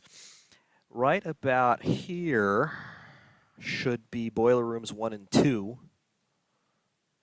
And that is to the engineer's promenade where we were topside. Boiler rooms 1 and 2 should be about here. We can't access them, so we're going to just go all the way forward here to get to boiler rooms 5 and 6. There are other things that we can see through here. This is a steward's lavatory. We can't go in, but we can look in. Very nice. First class main stairway that can go to if you want. This is second class steward's mess and berthing. So compare this to the opulence that you saw in some of those first class staterooms to this very much military style living arrangement. There's bunks along the walls. And it looks like every man in here just has one locker to call his own and whatever he can store under his mattress. So that's that. They did have some ventilation in here. But beyond that, yeah, this is their bunks, and that's it.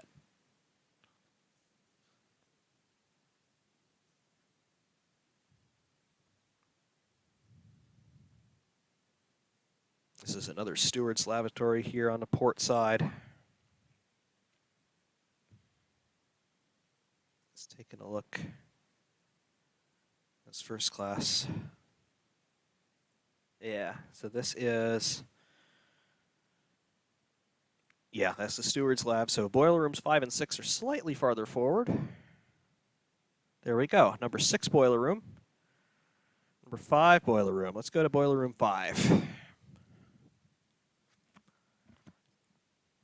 And I've got to say, I'm following the booklet of general plans, and it is getting me through the ship exactly where I think I am. So there is your authenticity. Where we are right now, this inclined plane, this is one of the branches for the uptake for the forward funnel. Yeah. So we're underneath the forward funnel right now. And you can see that as we continue to head up, we are in one of these stokehold vents. These are void spaces here. And this is called a fiddly grate, you can see. And again, this is daylight, and that is the forward funnel.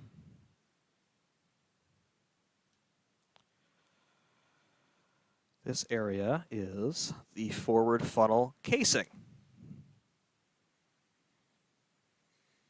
So the really distinctive look of these ships with their 4 funnels painted in the White Star buff, when you go below the surface, this is what they actually look like. So this would be an incredibly hot space to be in, and you would totally be burning yourself here because they do have the common decency to put these fins up so that you're not directly contacting the, I don't know, at least 500 Fahrenheit surface temperature of this, but you'd be real hot here, and I guarantee not too many people walk through that space without getting burned. Back here, though, heading a little bit farther forward, this is a live steam line, and this is servicing the whistles. So this is probably about a 14 to 18-inch pipe, and that is sending your high-pressure steam directly from the boilers to the whistles as well as to the dump valves where you could dump boiler pressure all across the board in an emergency, which is what they did after the iceberg collision.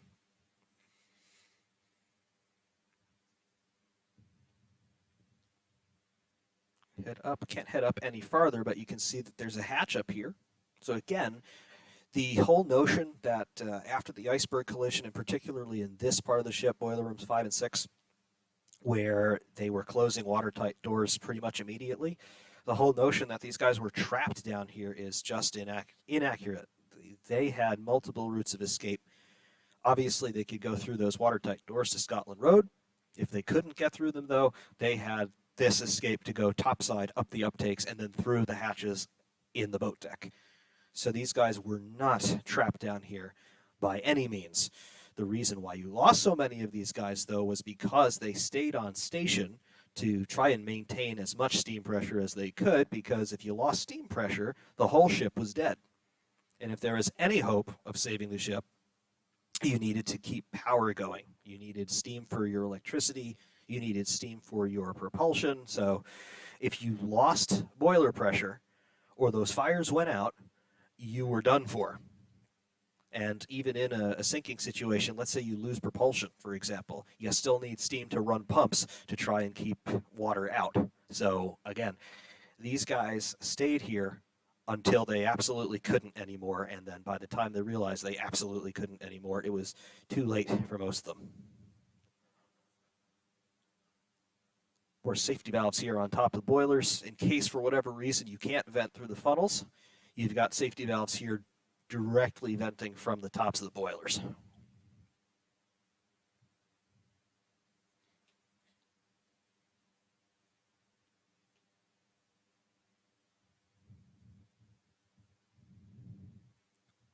Look at the uptake structures there.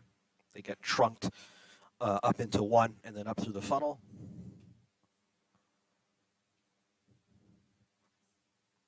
And then down here to the tank top. Below us is double bottom. So in that area, which we can't really access, although I'm sure there were access hatches, because obviously you would need to get in there from time to time. There is a great video of put up by the guys who run the USS New Jersey, now a museum ship, but there's a great video that they did of crawling around in a space on that ship called the Catacombs. And what that is it's void spaces that are in the bottom of the hull. That ship's got a triple bottom as well as an external armored belt covered over by shell plating. But Titanic had a similar space, but it was a double bottom in the case of this ship. And it was there for structural rigidity as well as to, ironically, stave off impact damage. Unfortunately, it wasn't quite effective. Coal bunkers here. Can we get through? Yes, just barely. So coal bunkers, obviously, as the name suggests, they are just big storage spaces for coal. And coal is the fuel that we're burning here.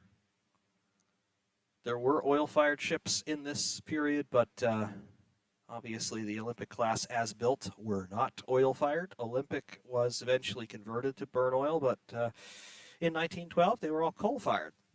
And the coal was stored here.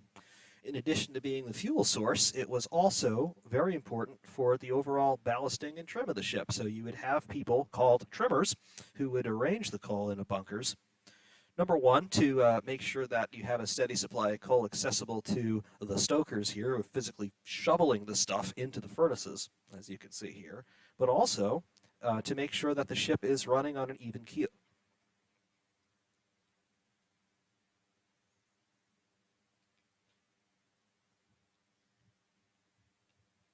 So being inside the bunkers, it's cool.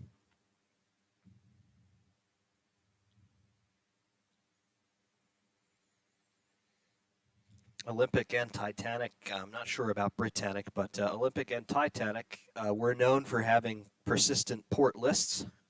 Titanic, as she was sinking, was noted to have a port list, which you wouldn't expect because of the impact damage being on the starboard side, as far as we know. But she did initially have a port list and then basically found an even keel as the forward section was flooding, which undoubtedly helped in getting all the lifeboats away. But the trimmers probably were moving coal around as the initial stages of the sinking were playing out to try and keep things as level as possible. Because again, if you can keep the ship on an even keel, you can get your boats away, and Titanic did get all of her boats away. They weren't all full, but they did get away. It's a large bunker space. You can see there's not much in here. Why is that? Well, look at this. We got a hot spot in here. This is a bunker fire, folks, and there was a small coal bunker fire on board Titanic, one that we know of in one of these forward bunkers. It was taken care of and extinguished, I believe, by the end of the day on April 13th, and it has long been cannon fodder for conspiracy theorists, but they were quite common on coal-fired ships, and it's just a product of things being hot down here, and you've got a lot of flammable materials that are packed close together, and they hold on to heat.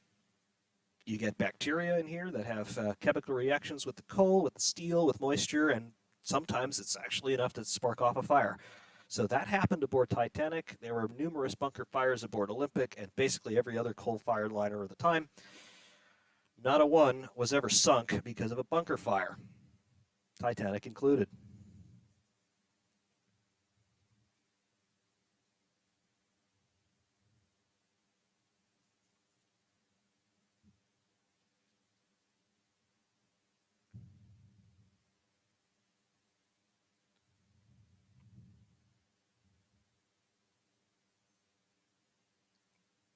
Back up through here to find our door.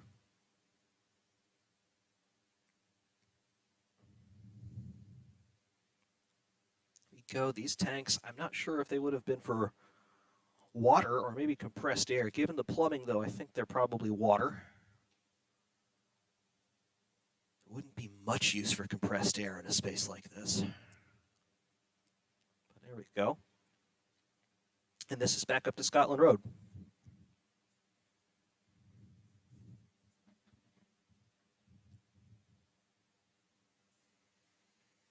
It's back up here.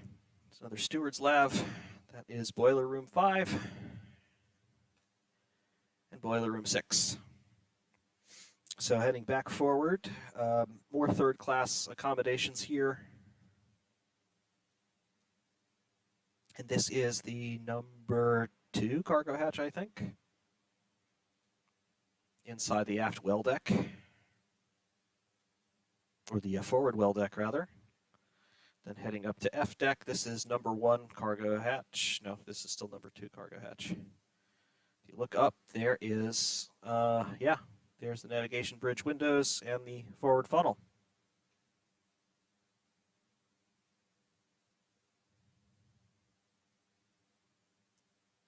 Up to C deck, and these doors, these are exterior doors that we can't get through, but these are the doors that lead out to the forward well deck. So we're on C deck here, but heading down again because we can't get through there to D deck, number 2 cargo hatches.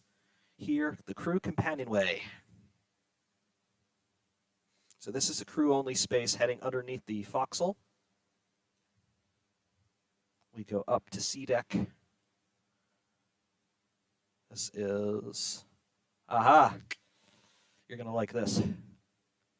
what is this? This is the foremast, and you notice we've got this door, which is gasketed, which means that we're holding back either water or air. Why would we be doing that? Look at this, 2 crow's nests. You look up, there's daylight. We're inside the mainmast, or the foremast. The mainmast is the aftmost principal mast, but we're inside the foremast. It is steel, contrary to popular belief. Even though they're painted brown, they are steel, not wood, and we can go up.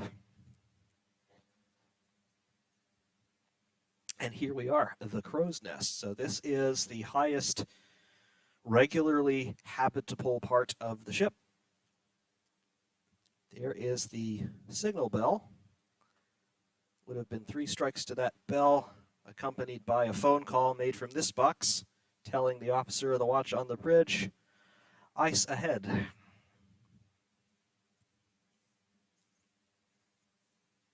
But looking down, you can see there's the forecastle deck, number 1 cargo hatch, and of course all of our rigging for our anchor chains and our mooring lines and things. We've got capstans and wildcats and winches and all sorts of stuff. There is our number 3 anchor, which would not have been used in normal operations, but it's there as a reserve.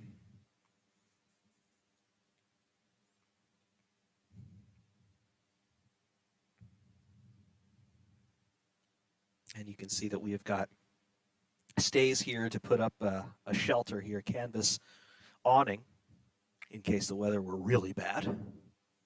But this space would have to be manned at all times.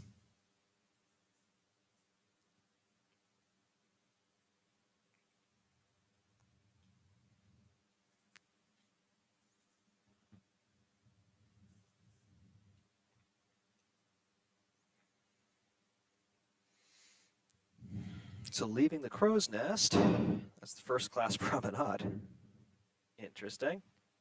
Back here, though, this is a galley space. This is the only galley space that we have accessible, and this is for the crew. Obviously, we have got ovens, we have got stoves, coal-fired, and it looks like we are cooking for about 200 men, which is pretty much what you'd be doing in a normal meal service, I suppose.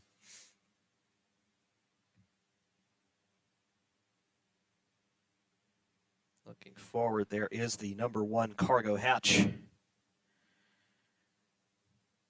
Back here, there is the mast, crow's nest. And then through these spaces,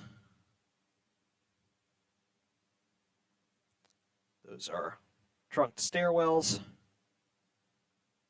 Through here, first class promenade. That's going to take us back up to A deck, believe it or not. But here, this space would nominally be covered, at least with canvas, but it's open today. And here is the windlass room. And in this space, you can see that we have got quite a lot of equipment. This is a this is a 4-cylinder. Or is it a twin cylinder? Or is it 2 engines? I think it's actually 2 engines. Yeah, it is 2 2-cylinder steam engines, and these are what actually drive the capstans and wildcats for extending and retracting the anchors and for tensioning mooring lines. Here we have open ports. Through this space, we can go down. This is the bosun's hold. We can't go down any farther, but there we go.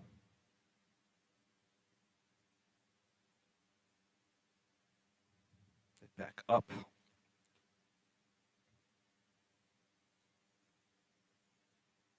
As far forward as we can. Can we get any farther than this? No, we can't. I don't think we can. We're going to try. Nope. This is as far forward as we can go because we have got this almighty structural member here and this cable, but this is the cable that would be attached to that 3rd anchor that's stored on its back on the forecastle deck, and then this would be looped around the crane that's on the forecastle deck, and you'd lower that 3rd anchor via the hawse pipe that is right here. So the hole that's in the nose of the ship, because this is the forwardmost point on the ship. This is as far forward as you can go. You can see because we have half frames all through this space. The hole in the center of the ship is right here, and that is its function.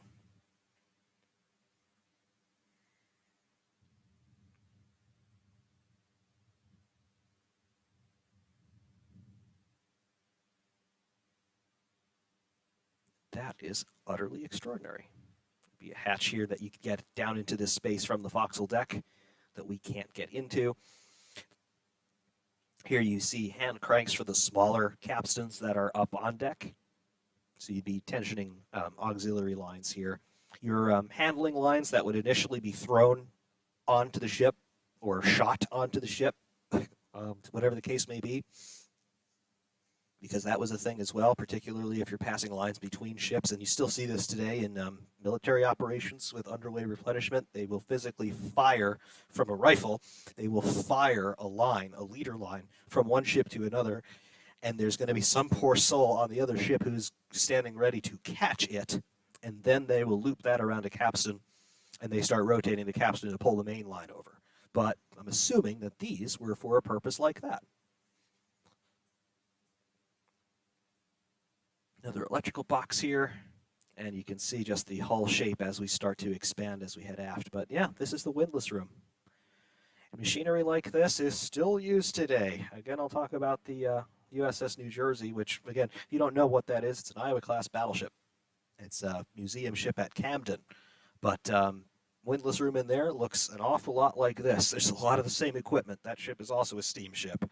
And this is a design from 1912. That's a design from 1938 or so. And, well, yeah, the technology didn't change very much. And today it still hasn't changed very much. This stuff is either hydraulic or electric today, but it does the same thing. Back here, the number 1 cargo hatch. Obviously, this is the top. We can't climb the ladder to go up on the forecastle deck, which is a shame. I wish that they would have done that, because that would be, those are the views that you want to see. You know, that's one omission that they should not have made. But you can see as we fall all the way down to this number 1 cargo hold, you can see that we've got foodstuffs and probably ready service food ingredients here. Lots of flour and things. Probably mostly for the crew's use. So this is G deck, and down here this is a platform, not a full deck. This would be a platform. Would you call this the orlop deck? You might call this the lower orlop deck, because the number 1 hatch is in that area, and then, yeah. All right, we'll call this the lower orlop deck, but it's a platform. It is not a proper deck. If you're looking at another booklet of general plans, they may well call this the first platform.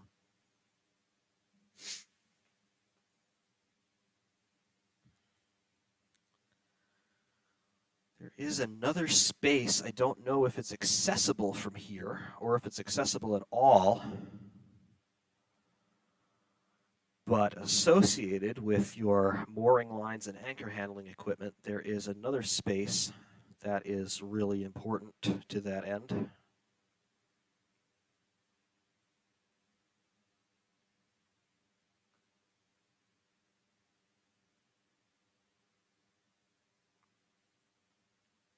And I don't know if we can get to it or not. We're going to try. So G deck, and then going down to the tank top.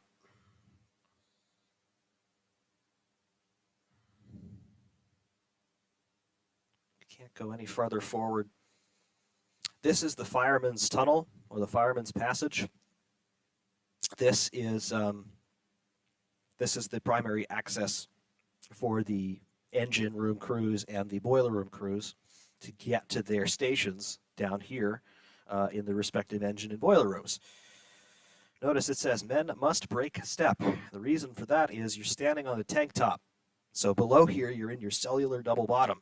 Some of those void spaces are just empty, they're full of air. Some are full of salt water, seawater for ballast. Some are full of fresh water for ballast, as well as for shipboard use. Boiler feed water, drinking water, things like that. So the harmonics of a large group of guys basically marching through here with the same footing may send standing waves through this bulkhead and into those fluid-filled tanks, which may cause cavitation and surging, which could possibly blow a bulkhead. Not likely, but the possibility existed, so they are telling the men to break step through here so that you don't get any standing wave phenomena started. Not likely, but it could happen. This door to all stokeholds. This is boiler room number 6, where we have been previously. So there you go, boiler room 6. Notice you have repeaters of the engine commands. Stop, slow, half full. That just tells everybody how much fire you need in the boilers. And this is one of those watertight doors.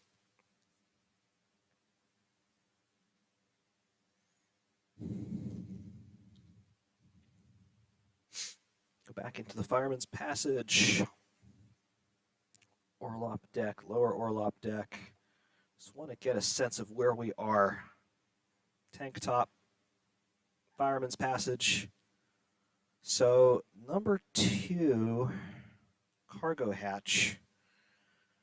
We actually want to be a level up or so. You'll notice this way up and this way down. The left side if you're going up, and the right side if you're going down. This is something that still exists on ships today, the rules of the road, as it were.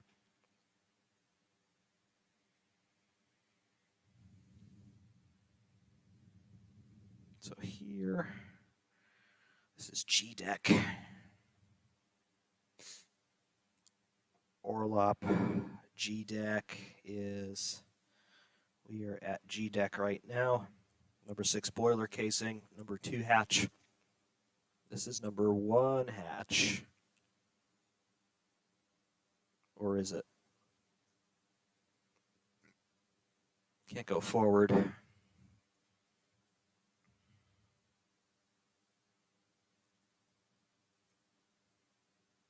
This is F deck.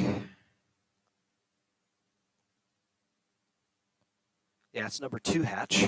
So number 2 hatch is not bad. I'm trying to find the chain locker. In case you are wondering, the chain locker is forward of number 1 hatch on the orlop deck.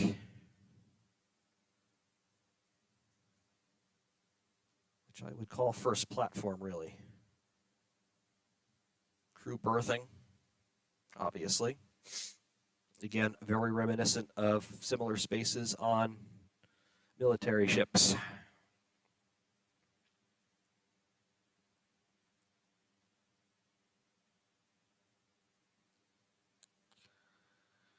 So the orlop deck is where you're going to have the chain locker, forward of number 1 hatch.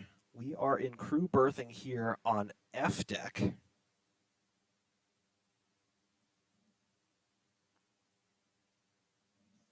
particular is the fireman berthing. Chain locker is also listed on the general plans on F deck, but it's not the bottom of the chain locker, obviously.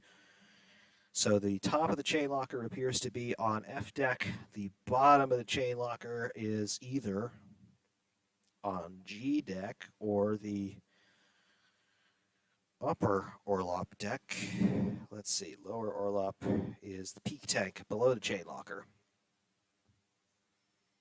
So again, I don't know if this space is accessible or not, but I'm looking for it. We cannot head forward through here. G deck. Then I would think that you'd want to pick up a platform here, but there's no way to get to it. Because you'd want to go forward of this space, but you can't go forward of this space.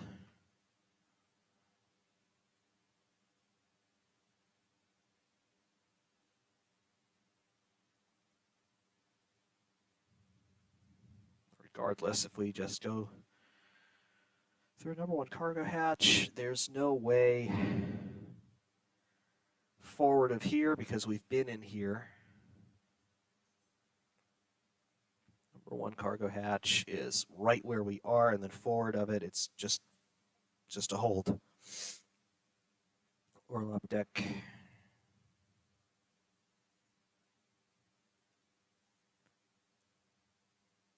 Forward of here would be the chain locker, but again, not seeing any access to it.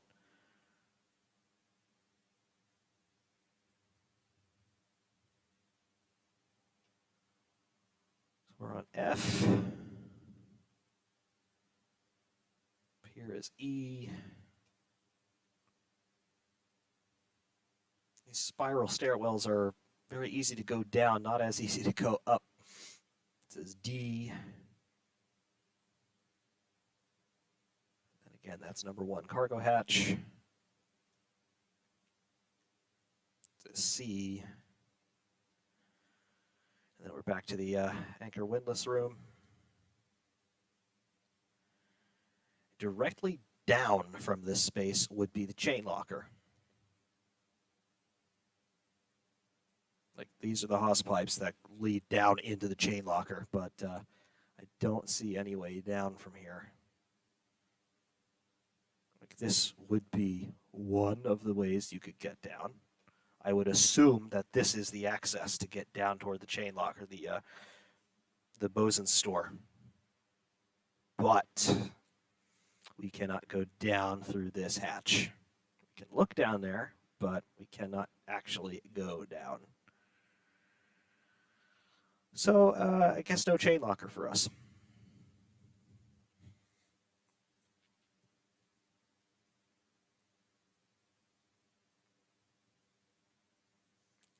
Way through here, no.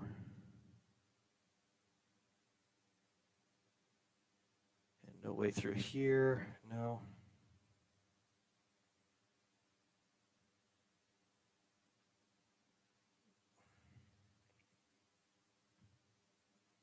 Let's wait down C deck. Yeah. All this just goes back the way it came now. So, unfortunately, not able to access that area. A little bit of a shame, but back here to the first class promenade. It's going to take us forward on B deck, I think. We'll find out in a moment.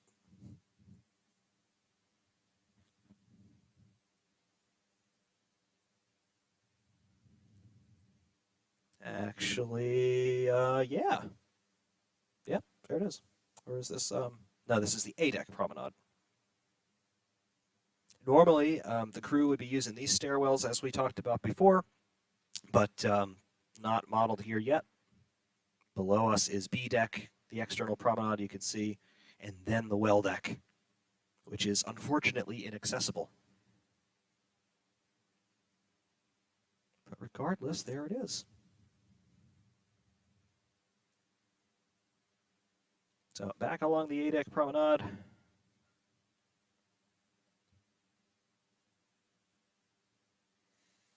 And the grand staircase there.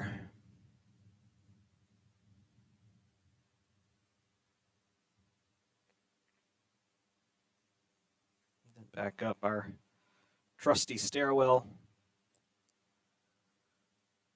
And we will head back forward here to the starboard bridge wing.